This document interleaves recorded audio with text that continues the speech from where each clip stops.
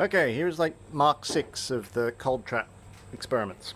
So I've got a 400 watt chiller here with R134A and an 800 watt chiller here with propane, R290. So the goal here is to help this one get colder, because this one can get down to negative 26 now, but I need to get to negative 30. And this one can only get down to negative 10. But you'll notice here there's a little cooling jacket around some of the pipes. So when, like, just through there, behind this fan, is the radiator. And the radiator is how this system sheds heat from the refrigerant to the environment. So passes through the radiator, zip, zip, zip, zip, zip, pops out the bottom here. And it comes out and it goes through this little water filter here. And then it comes out and then it goes into my jacket. So at this point, the refrigerant is a liquid at room temperature, at best. So then it goes into the jacket and then it gets chilled even further, down to negative 10. Then it comes into the expansion valve here and then it goes into the heat exchanger. So it comes out of here and goes psh, comes out as a gas. It goes from high pressure liquid to low pressure gas here. And so I'm hoping that if we super chill the liquid refrigerant here, when it comes out, it'll be wicked cold.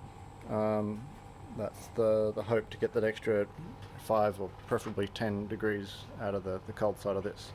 So I'm going to rig up a pump to pump ethanol or methylated alcohol through this loop here into my esky, and with any luck we'll be able to get super duper cold. Okay, fingers crossed. Sammy, what's happening? What's the machine doing? It's making ice. It's making ice, isn't it?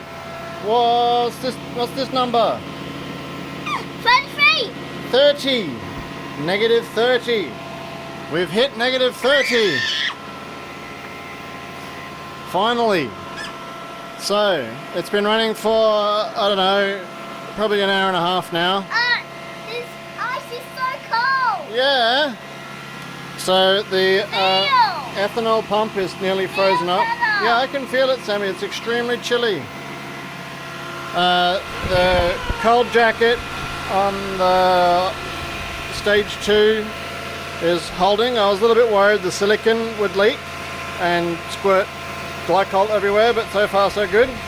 I had to adjust the expansion valve a fair bit. Just hold on, Sammy.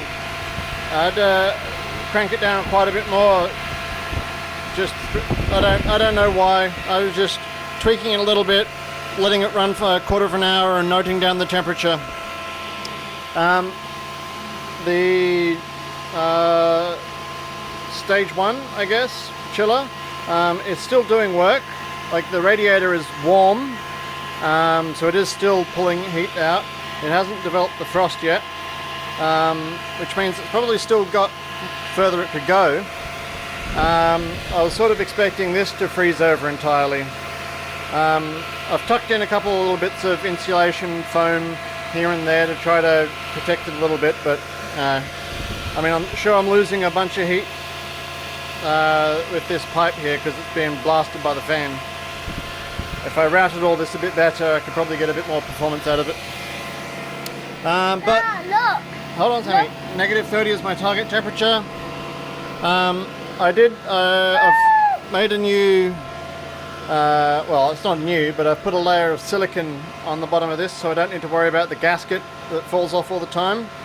And I was testing it with this Milo tin, which imploded under vacuum, which is pretty cool. Scared the hell out of me though.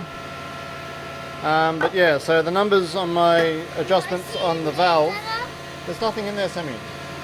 So I was just cranking it. So it's 2.5 turns from its factory setting, clockwise, and that got me down. You know, it went backwards for a bit, and then went forwards, and yeah. So we're at negative 30 now, which is great.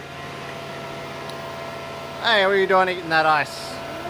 You shouldn't eat it, Sammy. There's lots of poisonous stuff here. You shouldn't eat anything. Okay. Okay. Say bye bye.